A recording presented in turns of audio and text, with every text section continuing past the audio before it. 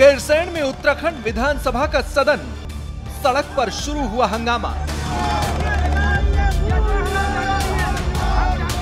Monsoon सत्र की शुरुआत के साथ ही शुरू हुआ बवाल। सरकार ने कांग्रेस से पूछे तीखे सवाल। सत्र की शुरुआत से पहले मूल निवास भू कानून संघर्ष समिति ने उठाई मांग। गैरसैंण को अस्थायी राजधानी बनाने की मांग तेज।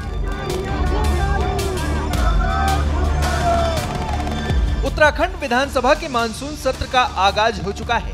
भराड़ीसैंण में शुरू हुए इस सत्र के साथ ही विपक्ष सरकार पर हमलावर है।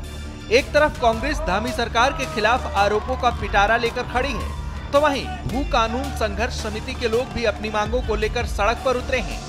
इस दौरान जमकर बवाल भी देखने को मिल रहा है। मानसून सत्र के दौरान प्रदेश सरकार से राज्य के भीतर मूल निवास और भू कानून लागू करने की मांग की जा रही है। इसके पीछे पहाड़ी संस्कृति, परंपरा और अस्तित्व का हवाला दिया जा रहा है। संघर्ष समिति के 50 से अधिक कार्यकर्ता विधानसभा का घेराव करने निकले तो उन्हें रास्ते में ही पुलिस की तरफ से रोक लिया गया। इस दौरान प्रदर्शनकारियों और पुलिस के बीच बहसबाजी भी देखने को मिली। कालीमाटी बैरियर पर 1 घंटे तक चले इस बवाल के बाद प्रदर्शनकारी आगे बढ़ने में कामयाब रहे। केंद्रीय संयोजक मोहित डिमरी के नेतृत्व में आगे बढ़ रहे प्रदर्शनकारियों को आखिरकार दिवाली खाल बैरियर पर रोक लिया गया। गैरसैंण राजधानी का जो सपना हमारे शहीदों ने देखा था, आज वो सपना अधूरा है। सैर सपाटे के लिए कुछ दिन के लिए यहाँ पे विधायक अधिकारी पहुंच जा रहे हैं, उसके बाद निकल जा रहे हैं। स्थायी राजधानी के साथ ही साथ आप देखिए मौजूद भू कानून की लड़ाई को लेकर लंबे समय से लोग सड़कों पर हैं, उस पर भी सरकार बात नहीं कर रही है। मूल निवास का अधिकार अपने राज्य में सुरक्षित नहीं हमारे मूल निवासियों के, उस पर भी सरकार बात नहीं करे। तो जनता के पास एकमात्र तरीका है सड़कों पर उतर कर अपना विरोध करना। हम लोकतांत्रिक तरीके से विरोध कर रहे हैं। हम जाना चाहते हैं विधानसभा, हमें रोक दिया गया है। हमारा ज्ञापन मुख्यमंत्री को हमने सौंपने का निर्णय लिया था कि शिष्टमंडल के जरिए, हमें ज्ञापन नहीं दिया जा रहा है। तो ये स्थिति हमारे इस राज्य की हो गई है। हमारे सुनने वाला कोई इस राज्य में नहीं है। जिनको हम सरकार चुनकर भेज रहे हैं, जिनको हम विधायक बनाकर चुन के भेज रहे हैं, वो लोग बिल्कुल भी इन मुद्दों पर गंभीर नहीं है। ऐसी स्थिति में जो हमारी पहाड़ी अस्मिता है, पहाड़ी राज्य की परिकल्पना है, वो अवधारणा ही खत्म होती जा रही है। क्यों इस राज्य को बनाया, ये सवाल कहीं ना कहीं अब उठने लगे।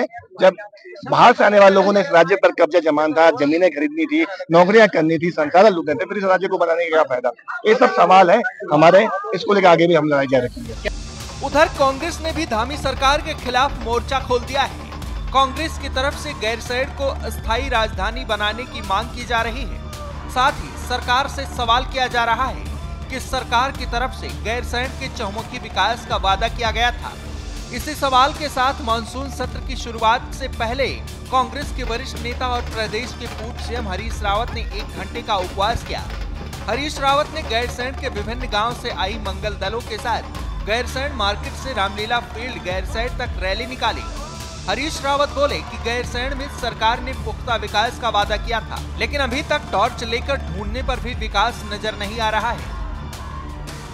नहीं महसूस कर रही है, अपमानित भी महसूस कर रही है। आप नहीं मना सकते थे, नहीं मनाते, लेकिन आपने झूठ बोल रहे हैं। लिखा है ग्रीष्मकालीन राजधानी गैरसैंण, नेशनल हाईवेज में बोर्ड लगा करके रखे हैं। ये अपमान है गैरसैंण की जनता का, ये अपमान है चमोली की जनता का, ये अपमान है उत्तराखंड की जनता का, ये अपमान है राज्य आंदोलन का, ये अपमान है शहीदों का।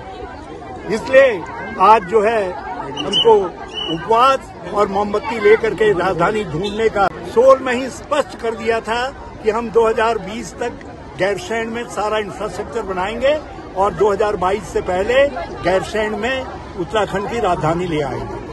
हमने इंफ्रास्ट्रक्चर बनाने की शुरुआत की और इन्होंने हमको हटा दिया, षड्यंत्र करके हटा दिया और हम उसको सार्थक करते 2027 में लोग कांग्रेस को लाएं। यदि ये नहीं करेंगे। हरीश रावत ने मौन व्रत के जरिए सरकार का विरोध किया तो बीजेपी की तरफ से इस विरोध का जवाब दिया गया। बीजेपी ने अपने जवाब में कहा कि सरकार विपक्ष के सभी सवालों का जवाब देने के लिए तैयार है। सदन में हरीश रावत को अपने विधायकों पर भरोसा नहीं है, इसीलिए वो मौन व्रत के जरिए सबका ध्यान अपनी तरफ खींचने की सोची समझी चाल चल रहे हैं। देखिए, जब विषय खत्म हो जाता है, मौन व्रत एक साधन होता है सर। और मैं इस बात को इसलिए कह रहा हूँ कि सदन चल रहा हो तो सदन के अंदर कांग्रेस के विधायकों पर हरीश रावत जी का विश्वास क्यों है? सदन के अंदर को प्रश्न किए जा सकते हैं, जो विषय सदन के अंदर उठाए जा सकते हैं, सरकार हर प्रश्न का जवाब देने को तैयार है। इसके मायने ये है हरीश रावत जी को अपने विधायकों पे कोई भरोसा नहीं है और वो मौन व्रत के कारण सबका ध्यान अपने आकर्षित करने का एक तथाकथित राजनीतिक में अपने को आगे दिखाने का एकमात्र उनका लक्ष्य है। उत्तराखंड विधानसभा का मानसून सत्र इस बार 3 दिनों के लिए तय किया गया है। इसे लेकर कांग्रेस सरकार पर जमकर हमले कर रही है। कांग्रेस की तरफ से सरकार की मंशा पर सवाल खड़े किए जा रहे हैं। आरोप है कि सरकार 3 दिन सत्र में सिर्फ अनुपूरक बजट पास करवाने की फिराक में है। सरकार प्रदेश के विकास और तमाम मुद्दों से भागने के लिए ही 3 दिन के सत्र का आयोजन कर रही है। हमारी नियमावली है, कार्य संचालन स्पष्ट है कि सदन जो छोटे विधानसभा है 7 दिन का सत्र होना चाहिए। लेकिन सरकार ने पिछले सत्रों में पिछले 2 साल से 3 साल से लगातार देख रहे हैं कि सत्रावधि कम होती जा रही है और यह भी मात्र 3 दिन का सत्र है, जिसमें एक दिन शोक संवेदना और 2 दिन विधेयक लाना, पारित करना, ये उनका और बजट पेश करना उनकी यही तक सीमित है। उनकी सोच, वो चाहते हैं कि किस तरह से हमारा बजट पास हो जाए और फिर सदन को स्थगित कर दें। बता दें कि उत्तराखंड विधानसभा के मानसून सत्र में सरकार की तरफ से 5000 करोड़ का अनुपूरक बजट पेश किया जाएगा। इसी बीच कांग्रेस की तरफ से 3 दिन के सत्र को लेकर सरकार को सवालों के कटघरे में खड़ा किया जा रहा है। कांग्रेस प्रदेश के भीतर बाढ़, बारिश, आग, कानून व्यवस्था, महिला सुरक्षा जैसे तमाम सवालों का हवाला दे रही है। साथ ही ये भी कहा जा रहा है कि सरकार प्रदेश के सबसे ज्वलंत मुद्दों से मुंह मोड़ रही है। ऐसे में भले ही मानसून सत्र को बीजेपी नेताओं की तरफ से उम्मीदों का सत्र बताया जा रहा हो, लेकिन विपक्ष कह रहा है कि सरकार सिर्फ नाम का सत्र चलाने जा रही है। हालांकि इस मानसून सत्र से प्रदेश की जमीनी हालात पर क्या असर पड़ेगा, ये देखने वाली बात होगी। ब्यूरो रिपोर्ट, श्रेष्ठ उत्तराखंड। श्रेष्ठ उत्तराखंड पर खबरों से जुड़े रहने के लिए चैनल को सब्सक्राइब और लाइक करें, बेल आइकन दबाएं और देखते रहें श्रेष्ठ उत्तराखंड।